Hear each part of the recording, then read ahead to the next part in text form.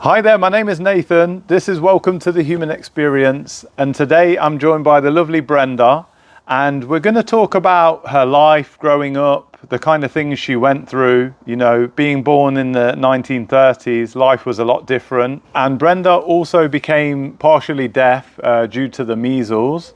And we just want to talk about some of the things that was happening back then around the war, around society, and then obviously later on in life, the kind of things that Brenda came up against with losing loved ones and, you know, becoming a parent and then having doggy companions in her life. So your dad was a bricklayer? Yes. He was in Leicester because there was no work in Yorkshire. So there was a work in Leicester. That's where he met my mum. Yeah. And then, of course, the war started. So into Leicester we had to go. We started off in my grandmother's house. Yeah. Until we found her. Then we were granted a council house. And why? Why did you go to Leicester, sorry, at that point? Because my mother would be able to go into earn money in a hosiery factory. That's where the industry was. That's where it was in Leicester. Yeah. There was nothing in Yorkshire. And I always wanted to go, but I loved Yorkshire. Yeah. It's a beautiful place. Really was. I remember there was a place that we used to call the Crags, and it was very picturesque. Yeah. I'll always remember my grandfather. He was he was a policeman, sergeant. Oh, okay. So both of my grandparents were police sergeants, strangely enough.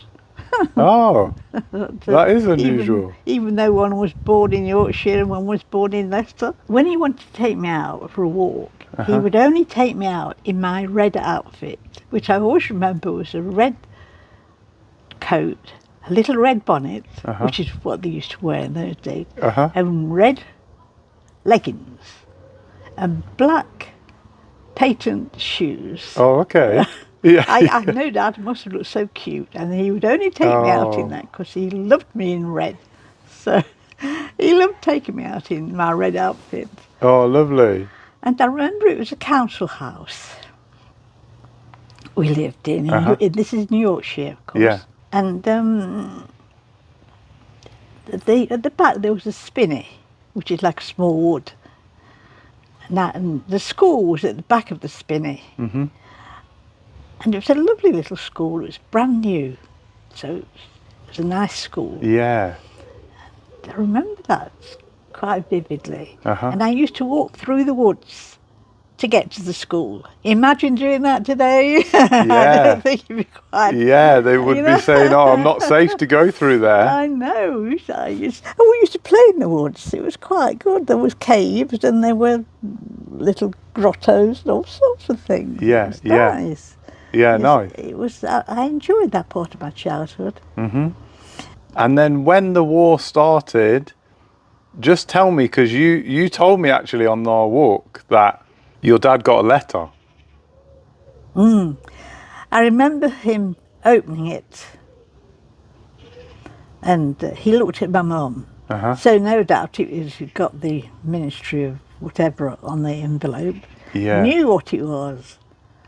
And I remember looking, and they were so at their faces that he was brought up.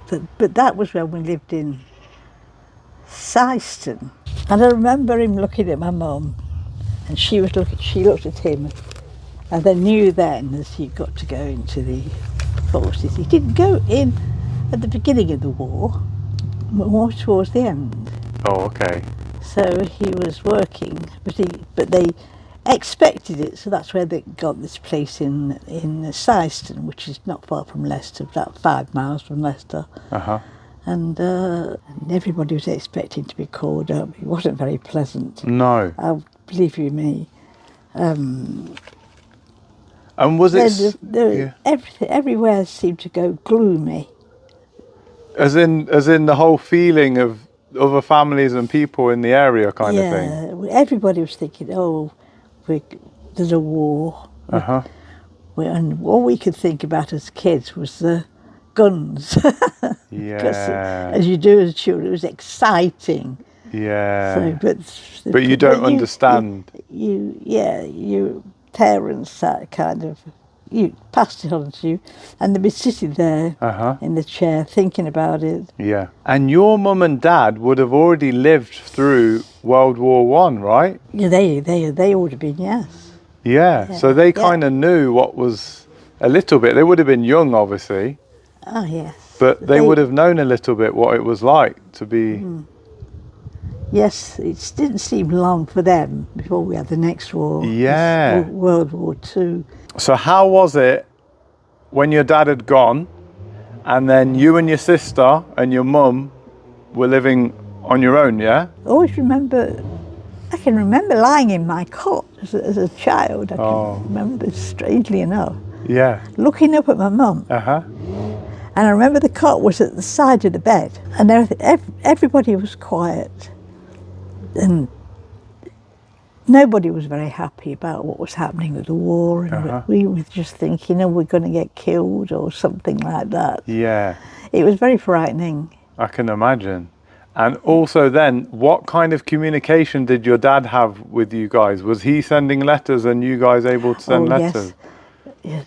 As I say, he didn't go to war straight away. I remember going to school in Syston. It was quite a sweet little school in the village of Syston. It's funnily enough, I could remember. I can remember the coalman used to come around and dump a big pile of coke in the school playground. I remember that. And that was we were quite warm. Yeah, that was to heat up the whole school kind of thing. Yes. By then, I was having problems with my hearing. It became quite difficult for me to learn. At school? At school, yes. They were not very kind about it. And I was quite good at school. I was quite good at English. Wasn't very good at mathematics, I admit.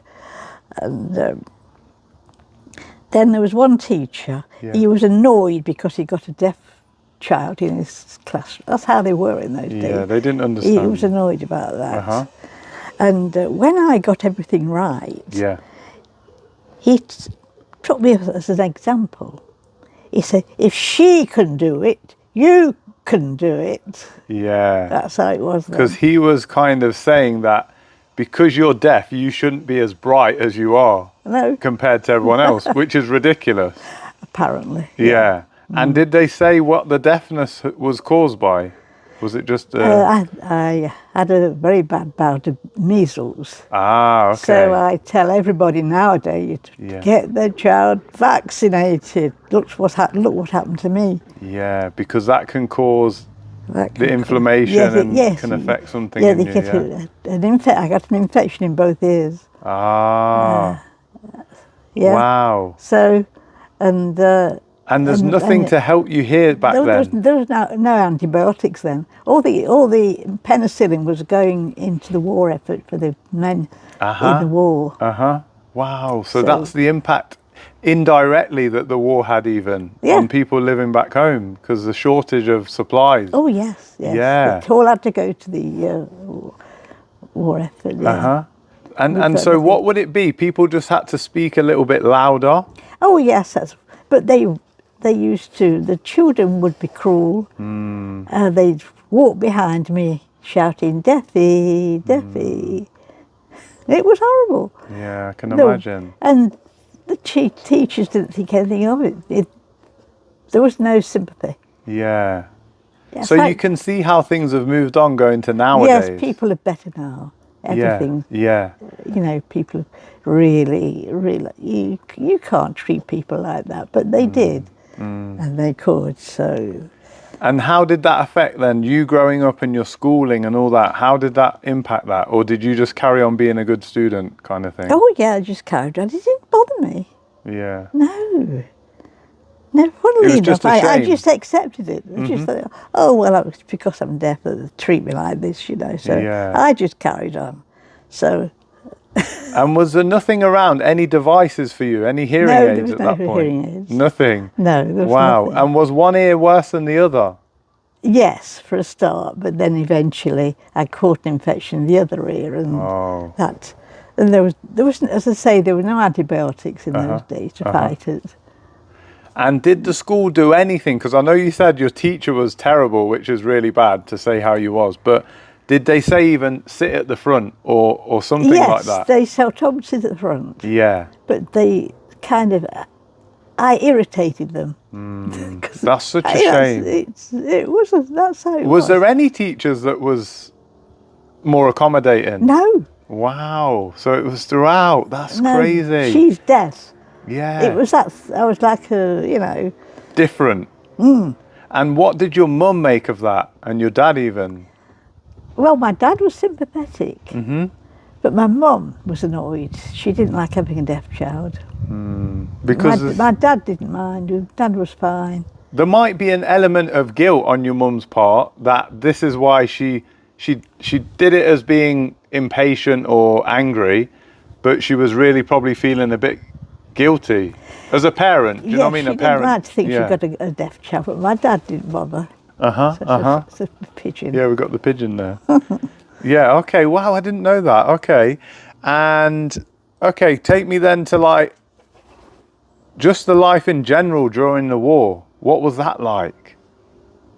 Well, we naturally had rationing.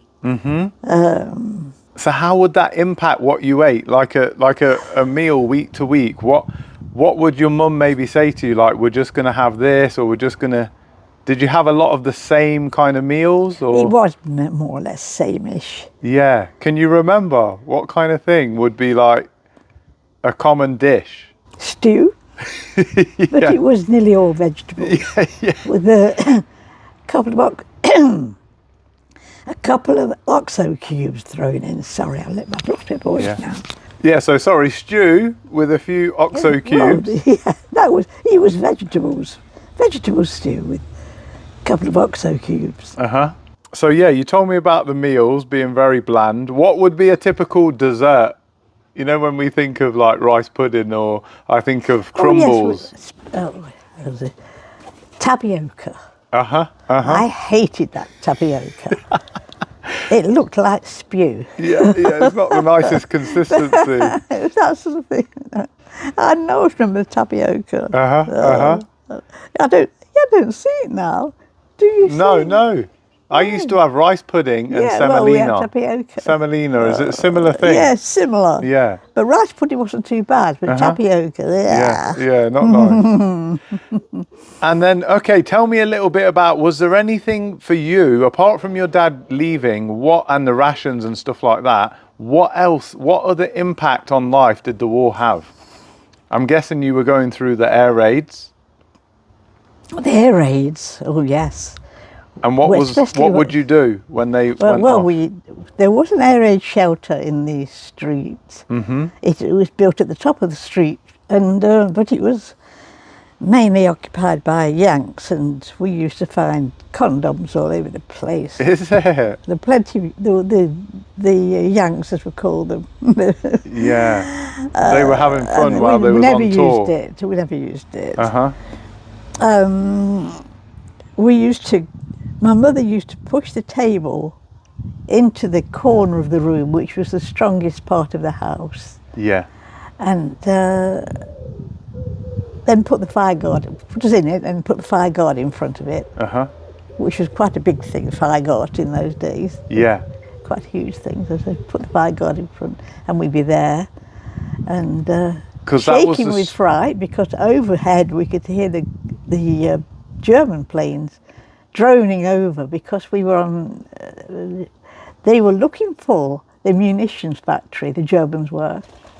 We knew where it was. That the Germans were trying to find it. They knew somewhere around about. So we had that drone of German. There was a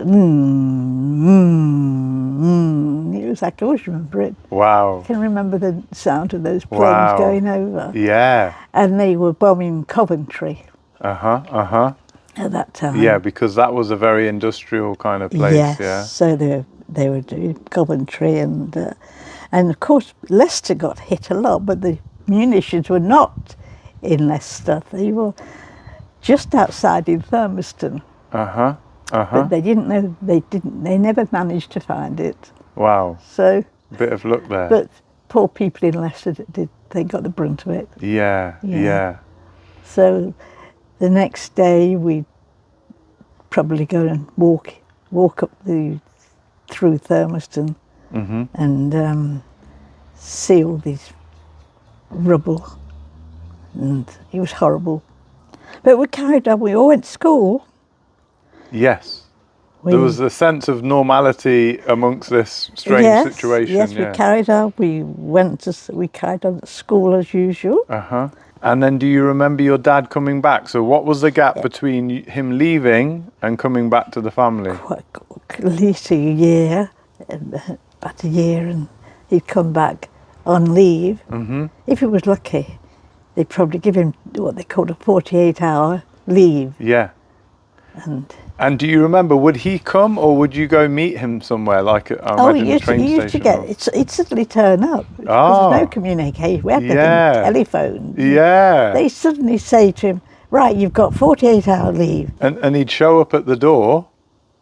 Oh yes, suddenly he'd walk by the window and I'd say, and my mum was already sitting there crying. She didn't even know I was coming home for leave. And I suddenly said, bah, I saw my dad walking by. Oh, and she was absolutely ecstatic. Wow. Oh, she just about tumbled over with, excitement. Yes, and relief that he's coming back. That was it. And then he'd bring home, he'd be given some ration coupons at the barracks where he was. Yeah. And we were able to go get some food. Oh, nice. So food was very short in very short supply. Sometimes there wasn't any at all. Sometimes I always remember queuing up at the shop for one orange. There was a batch of oranges came in. Yeah. And the buzz went round the village. So and so's got some oranges. Everybody go down there. By the time I got some at the end of the queue, there was only one orange left. No way. I've got to delve back a bit. Yeah, no, that's fine. That's fine. And then, sorry, we're going fast forwarding a bit even though, to say that, what was the point where he, do you remember the war coming to an end and he permanently came back?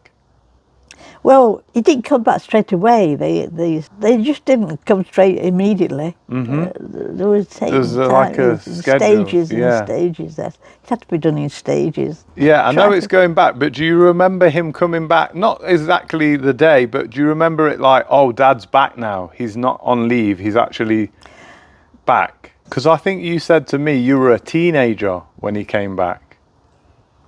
Yes, so roughly you was around 9. I was 9 when he went, when he was called up. And then you were as a teenager when he came back, I believe. Yes, that's right.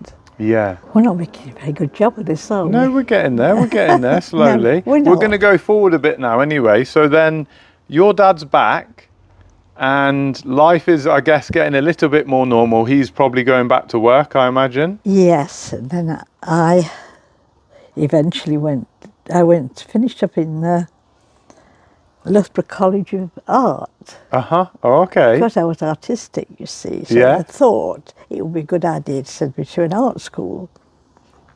So, but there was no examinations then because wartime, difficult to do exams and things for certain schools. Yeah. But it wasn't Eton College or anything like that. No. But it was Loughborough. I remember going to Loughborough College of Art. I don't remember much about it. I didn't really get on with the teachers due to my hearing. Yeah. But was you enjoying your art and did you finish up that? I was all right with that. Yeah. And then obviously out of Loughborough College of doing your arts, what did you then go on to do? What was the thought? I'm going to get a job or I'm going to do something? I didn't get on. My mother didn't like me being there. She'd rather I went to work because I was old enough to work by then. I was 14, and we went to work at 14. There's a bit of pressure to get a job. Is that what you went on Yes, to do? my mum wanted me to get a job, Yeah. get to work, earn some money. That's how it was, you see. Uh-huh. My dad was still in the army, still. Oh. Yeah, they were still there after, when the war ended. Yeah. But you see, there was two wars. There was the Japanese War, wasn't there? Well, that was a bit later. That ended a bit later, didn't it? Yes, Something it did. like that. It did, yeah. Yeah. That was on like the tail end of World War II, I believe. That's right. And yeah. And you know, it's crazy again to think this, that you're living at that time, but they drop the atomic bombs on Nagasaki and Hiroshima Hiroshima, yeah. to end that then, you know, because they've obviously been through the world wars. I think they just wanted to nip it in the bud. Whether that was the right way or not, I don't know. I don't know. Yeah. Yes, I was too young to comprehend just exactly what was happening because we didn't get a lot of news, as you can imagine. Yeah. There was no news at all. You didn't know what was happening. So I got a job at Cora's.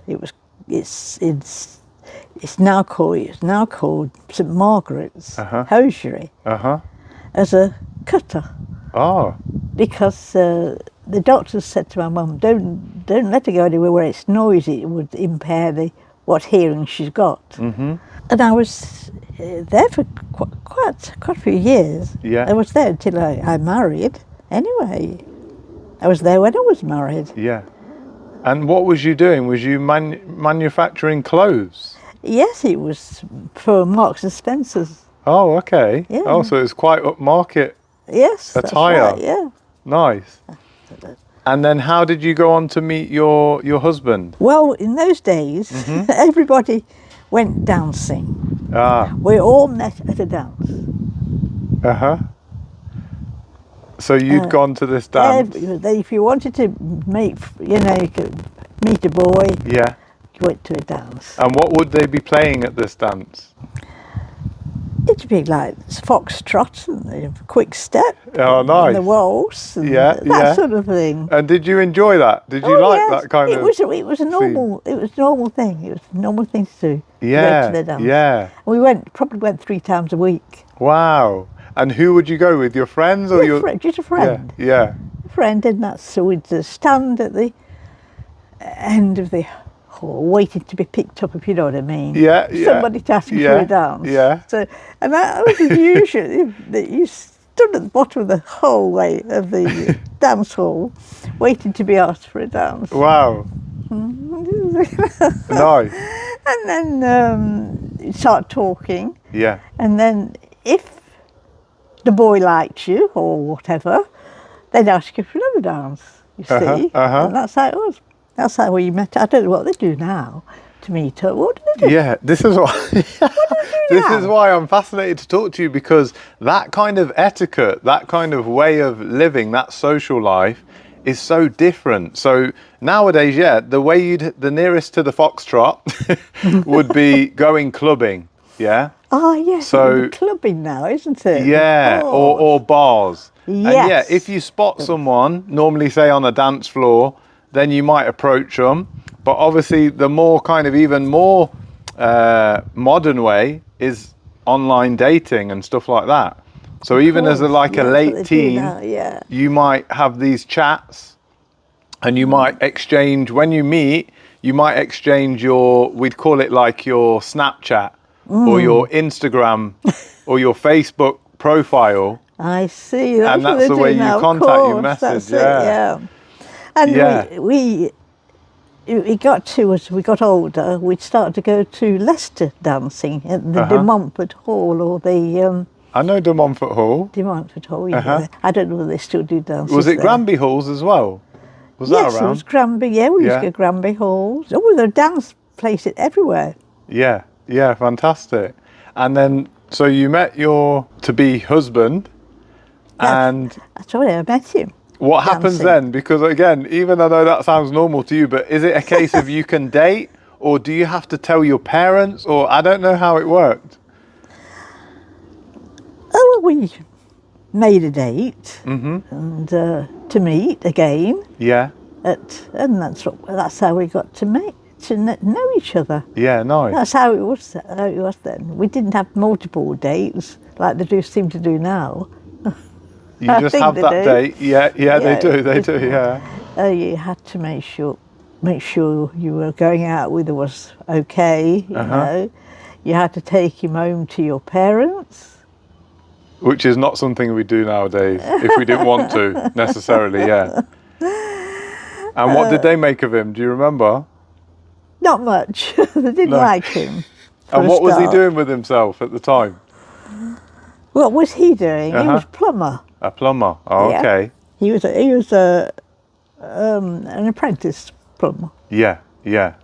And you guys, in the end then, of what, your family has agreed that you can marry him. Is that what it had to be? Well, they did because they didn't mind because they knew I was limited because of my deafness. Not everybody would want a deaf girl. How was it for your partner with your deafness? Oh, he accepted it. Yeah. He was a very kind person. Which is lovely then. So that's Yes. why that kind of struck up, because Yes. he didn't even bother with that. He just loved you for who you were. Yes, he accepted it, and Yeah. Wonderful. even his parents accepted me. Yeah. So I wasn't as deaf then as I was. Although I hadn't got a hearing aid, Yeah. I was gradually losing my hearing. And you guys then get married? Yes. Was that after a short time of meeting? I think I met him when I was 17, and we married when I was 22. Oh, okay. Yeah. So that's how okay. it was. It was yeah, a long yeah. courtship Yeah, yeah, it was. compared to the days. Yeah, you're just feeling him out. Had to behave yourself all this time. Yeah. Wow. He really was willing to wait. yes, Yeah. Yeah. Nice. There's no messing about. And what was his name? Alan. Alan. Alan. Okay. And you guys went on to then live together after the marriage. yes. I guess. Yes. Yeah. For a start, we rented a room. Alan had got some cousins who were builders, so they more or less started us off with a house. No way. That's fantastic. We were very low. We paid for it, and like you do. What do you call it? A mortgage. But they started us off. Wow. So we were very lucky. That's fantastic. So- Yeah, okay. So you had your place, and then you guys had 2 children together, yeah? And what, boy, girls? Both boys. You had 2 boys together. Yeah. Oh, fantastic. And how was it with the family, like, bringing up 2 boys? This would have been... There was 4 years between them. Yeah. The boys. We didn't have them straight away. I think we'd been married about 6 or 8 months before I became pregnant. So it was absolute disaster if you got one before. Yeah, isn't it? Oh, you was. You had to be on good. People good had a lot to behaviour. say. Yeah, yeah. There was no before marriage sex. Yeah. Oh, no way. Yeah. You had to really. It was. Oh, nobody had sex. It was. We'd say it's quite prude. Yeah, they're quite prude back before. Oh yeah. And if you did, you were looked down upon. For the Yeah. rest of your life, more or less. Wow, I can Or imagine. she had a baby out of, Yeah. before she was married, and so on and so on and so Yeah. on. Oh. So how old are your kids now? Your 2 boys, roughly. I've even forgotten how old they are. Wow. Could be 60s. 70s. 70s. Could be near the 70s, Wow. wouldn't they? No way. Because if I was 22 Yeah. when I had the first one, I Yeah. was 27 when I had the second one. I do remember that. That's Yeah. come back to me. So they would. They'd be 71, I think, and 70, I believe, or Yeah. or 69. I'm not very good at mathematics. Yeah, Terrible. yeah. I'm all right, as I said. My English was perfect. Uh-huh. So yeah, you've got 2 kids in your 70s now. We'll fast forward as well to say that you'd raised your boys, I imagine, they left home. Yes. Yeah. And then you and Alan were together until what age for yourself, roughly? I met my second husband. Yeah. My first husband, of course. I divorced him. You met someone else. Okay. Yeah. Okay. And we got on quite well. Yeah. We had the same interests and we seemed to get on okay. So Yeah. I'm sorry about that part. I'm just Yeah. brushing everything. Yeah, we'll brush over that one. That's fine.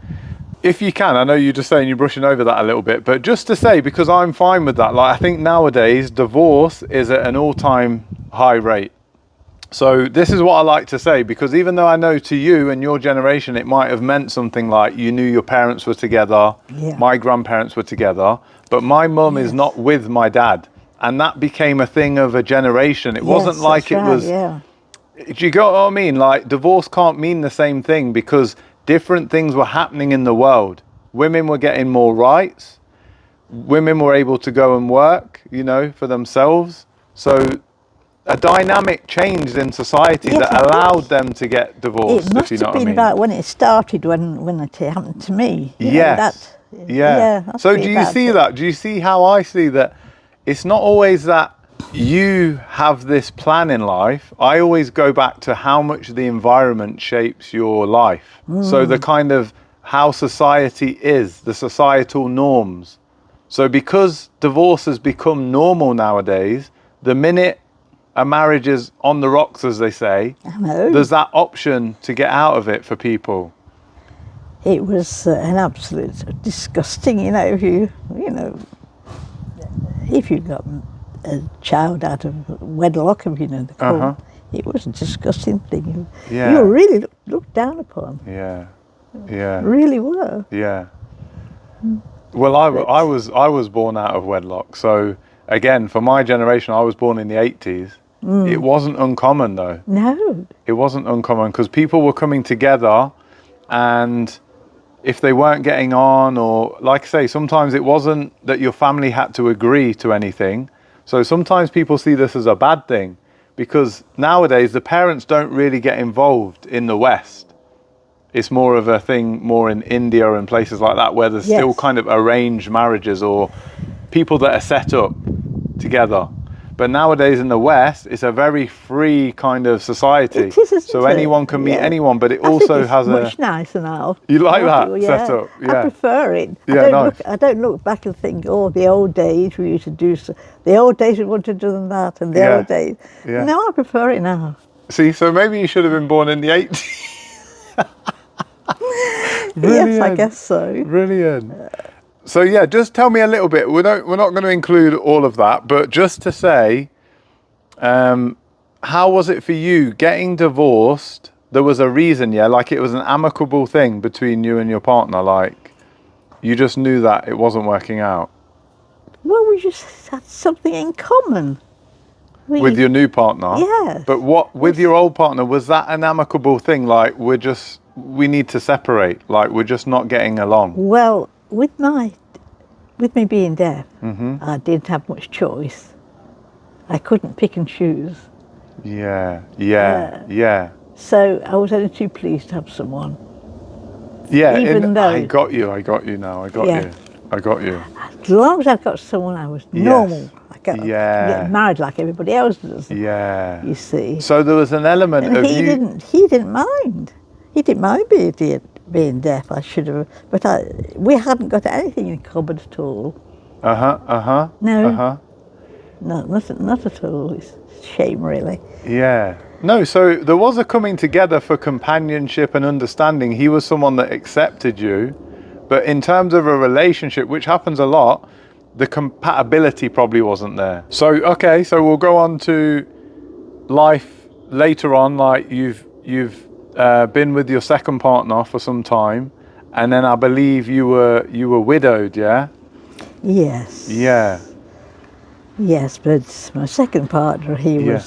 was older than myself. He was 12 years older. Okay, okay. And what But was we his got name? on like a house on fire. We got on so well. You got on really well. Oh, fantastic. So you Yeah. guys, we would say, are more like soulmates. Yeah, You're best friends and that's partners. right, yeah. I just accepted Alan because no one else would want me. I was deaf. So I was only too pleased to have someone. And I was normal like everybody else. I got married, had children, and no, I did all. So, but my second husband, we got on like a house on fire. Oh, fantastic.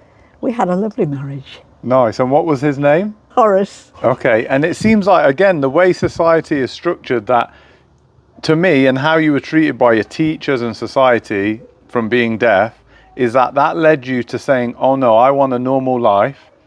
And I've met my partner, Alan, and I'm getting some acceptance there because I'm fitting in with the norms. Yeah, even though looking back, it wasn't in hindsight, the right situation, you wanted to fit in, basically. And if that pressure wasn't on you, or society didn't shun, we say it, people with disabilities or people with some kind of impairment, then you wouldn't have felt the need to go and do that, because you just would have been accepted within your community, within your society, within the schools. So it wasn't your fault, is what I'm getting at. Do you know what I mean? The way Yes, you were I know viewed. what you mean, yes. Yeah, yeah. And then going ahead, sorry, so you and Horace, you had a great time together. We did. Yeah, Yeah. and you lived together. Yes. Yeah. And then tell me a little bit about what you guys got up to. What did you like to do? Goodness me, I don't know. We just got on together. Holidays We or... eventually, we happened to be watching the television Yeah. and people going to Spain. Uh-huh. So we said, let's go to Spain. Oh, nice. So we sold up and we lived in Spain for about 17 years? No, a bit longer than that, about 20 years in Spain. Wow. Yeah. Okay. Lovely, wonderful. And then unfortunately he passed away. Uh-huh. And was that in Spain, sorry, that happened?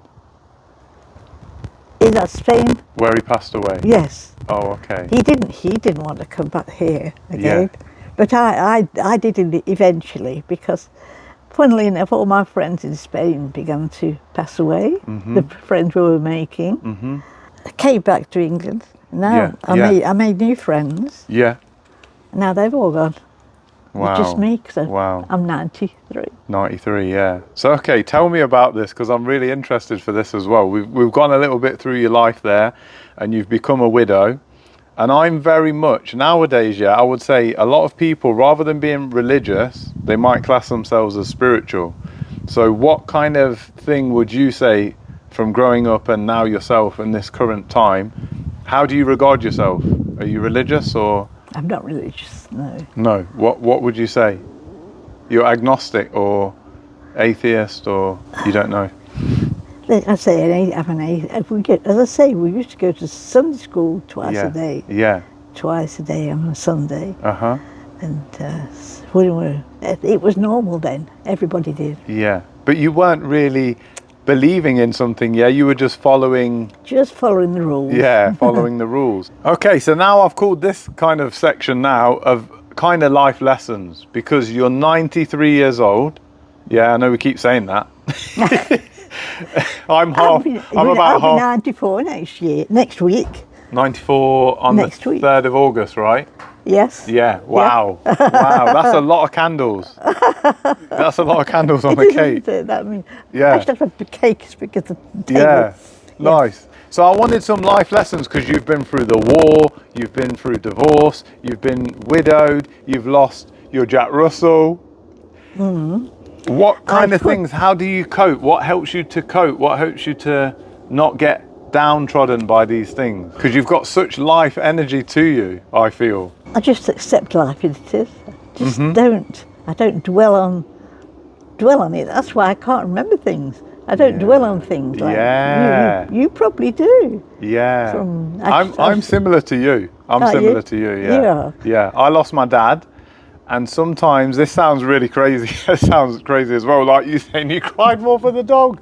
But it's like, you know, I didn't get brought up by my dad, so that might be part of it, yeah. I was brought up by my mum. But losing my dad, like, I was accepting it. Do you get me? My thing was, some people are like, yeah, you lose your dad and they crying and grieving. And I I was know. like, but No, he I was wasn't like poorly. that. He was poorly. Yeah. So why should I ask him to stay here longer if he's suffering?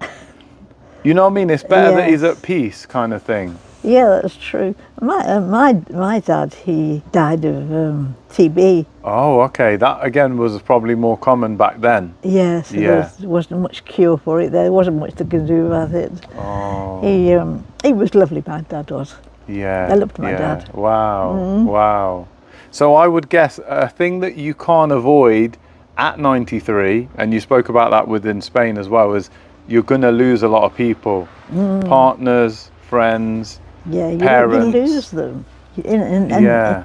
in the end, it really gets at you towards the end. You think everybody's gone, Yeah. and now, so a dog was a absolute.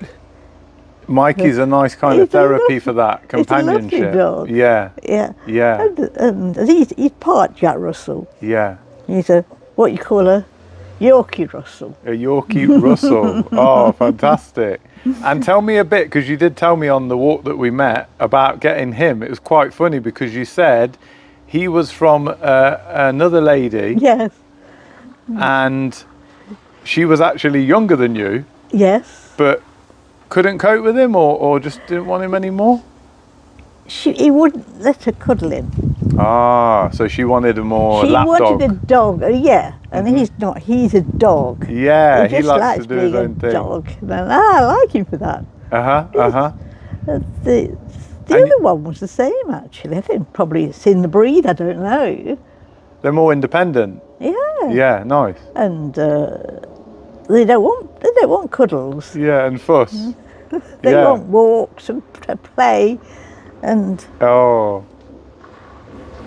he follows me everywhere, of course. yeah, he's wonderful. Mikey, how you doing, buddy? Are you listening in? You taking it all in?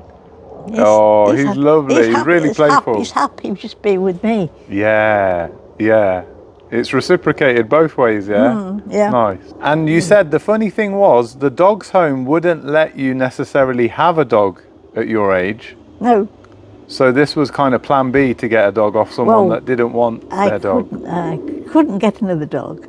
I got the Jack Russell. Mm-hmm. He was 10 when I had him. And this one, a friend got him for me because I couldn't get one. I was too old. They didn't actually say that, but I surmised that's what it was. You see, because when you go to the dog's home, you have to sign a form. Yeah. How old are you and all that. So that's what twigged it. I thought, I'm too old. So I told my friend Kay, don't worry. She said, I'll get you a dog. And so she went online. Uh-huh. You're not supposed to get them online, are you? No, not officially, yeah. That's where she got him from. Oh, It was a perfect little dog. oh, fantastic. And he was 17 months old, so he was young. Yeah. I've had him 9 years now. Wow. So- 9 years. Wow, that's fantastic. So that's my little dog. Yeah. I mean, the saying goes that they're man's best friend, yeah? They really are. They're so They're loyal. wonderful. They are so loyal. Yeah. They really adore you. But I have noticed that if they have to go to another partner, they soon accept. If that partner's good for them. Yeah. You know, they like, if that person, they soon accept them. Yeah. He accepted me. And so did the Jack Russell. Yeah, that's lovely, lovely. I guess because they're pack animals, so they would have had, back Yeah. in the day, I always joke with my missus, imagine he used to be a wolf, there would have been Yeah. a lot of them, 10, 12, 15 of them all Yeah. together. That's right. Yeah, So once they'd settled in, they're fine. They, Yeah, don't, they don't seem to grieve for their partner. I've never known a dog grieve. They'll accept that whoever feeds them, Yeah. That's how they are. Yeah, nice.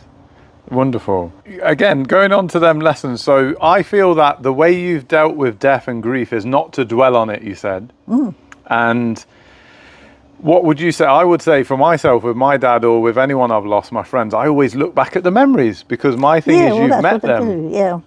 You've had a great time with them. So what's done is done, as in it's horrible, someone passing, but the reason you don't like it, the reason we grieve, I feel, is because we've had great times with them, and we should just look back fondly at that. Yes, it just doesn't bother me. Yeah. Just carry on. That is a skill. That is a regardless. Yeah. Yeah, we throw this about of superpowers, Yeah. but that is a superpower. Being able to kind of not think about things too much, because nowadays a lot of the youth, you'll see it on the headlines, there's a lot of anxiety and depression, and I think it's because they're overthinking things, as well as all this information being bombarded from online. Yes, true. There is that expectation element, not necessarily like you had pressure from society and your family, but nowadays in the modern world, it's look what everyone else is doing, why is my life not as good as that? Do you know what I mean?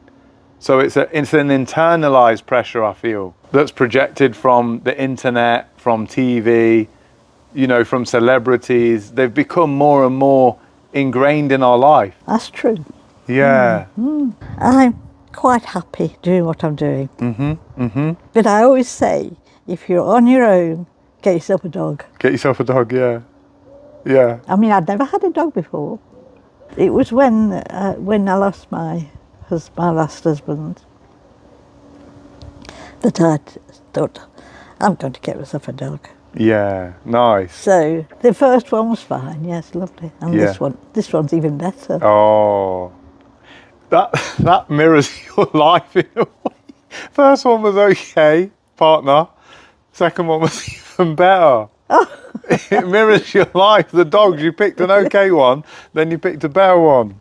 I like that. Yeah. So talk me about it, because we're all going to get there, if we're lucky, I say, of getting old. Yes. How has that been for you? I don't want to get old.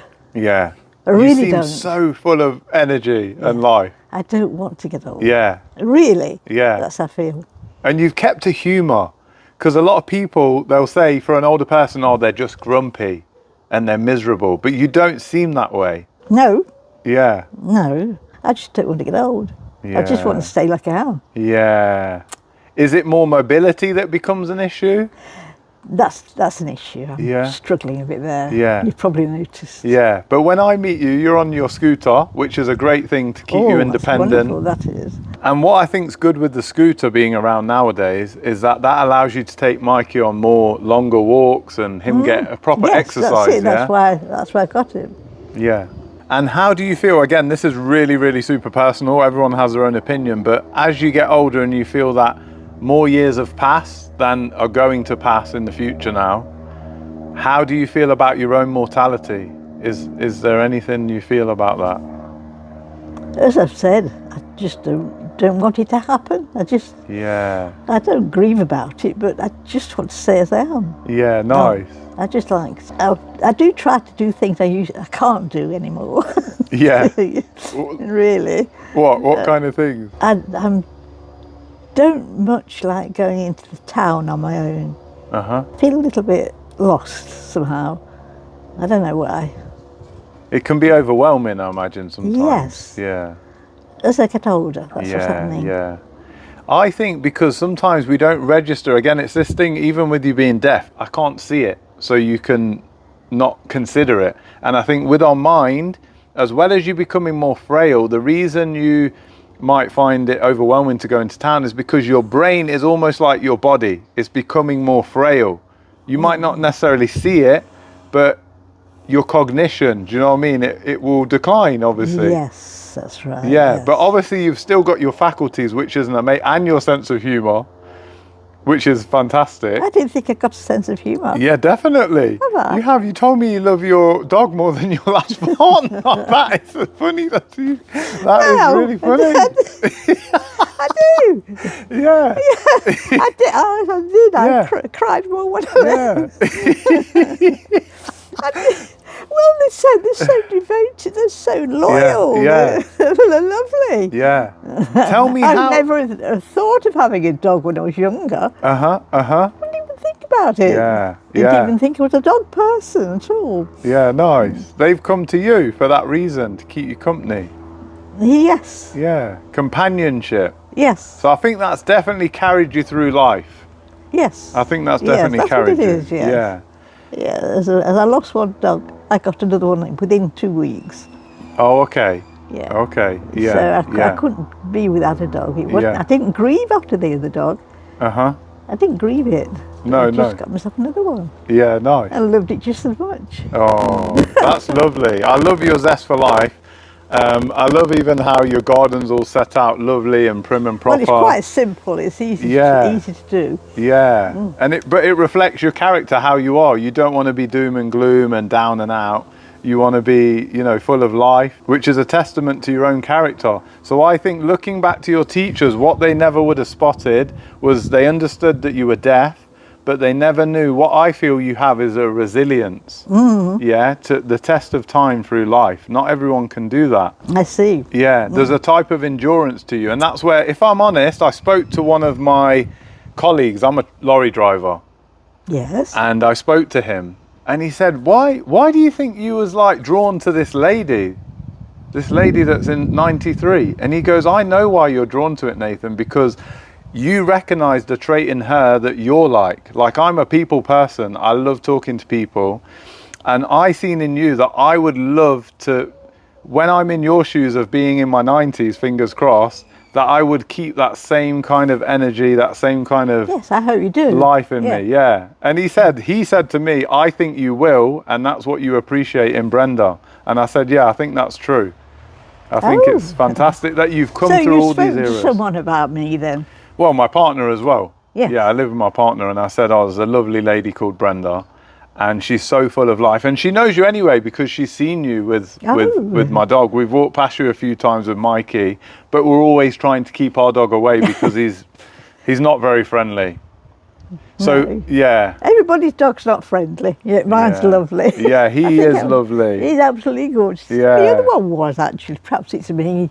Yeah, good influence on him. So yeah, I think not letting life get you down is a key thing I can take from what you've said today, and also not overthinking or dwelling on things is what you said, which are key things that I think when I see the younger generation watching some of this, they'll realize and reflect and say that, you can persevere through life for all the hardships that comes. It's maybe the simple moments that you can enjoy, of becoming a parent, even a doggy parent, having a partner. You have to accept the good with the bad is what I'm That's getting right. at. Well, that's what I do. Yeah. I just accept it. Yeah. That's what happened. So even when my mum didn't care for me, I took a sense she didn't care for me. It didn't bother me. Yeah. But my dad was lovely. Oh, As I lovely. said. Yeah. A final point I want to talk about, which I'd love to know how you deal with that, and this is more for the older generation, is how do you deal with the isolation and the loneliness of getting old? And it's normally not your own fault, because like you say, you've lost your friends, you've lost your family, so you're becoming lonely because Yes, there's no one else around. I am getting lonely. Yeah. I'm feeling it now. Uh-huh. I'm feeling it now, yeah. How do you deal with that? How do you cope with that? Do you read? Do you just have a routine? Stroke my dog. Yeah. He gives you that connection. He's always there. Oh, he's lovely. That's why I cried for a week when I lost the first one. Hopefully this guy's going to stay around for a long time. Not all the time, but I mean, Yeah. I always, I loved him to bits. And, Lovely, lovely. Yeah, I'd just like to say thanks for your time. We've Thanks for got being a coffee. great sport. Yeah. And again, another testament to you is that you're never too old to try something new. No. And you're 93, and you told me it's the first time you've ever been interviewed. Yes. So yeah, good on you for taking part. I must show you because I started to tremble a bit. Yeah, no, your nerves have been all right. We all get stage fright. I do, and I've done a few of these. So yeah. Oh, thank you for your time, Brenda. That's And okay if you got what you thanks wanted. for sharing I mean, everything. I didn't think it was Oh, very good. wonderful, yeah. And Mikey, great to see you, buddy, as well. You going to come and say hello? You going to come and say hello? No, he won't. I'll say You've got hello to go to to you him.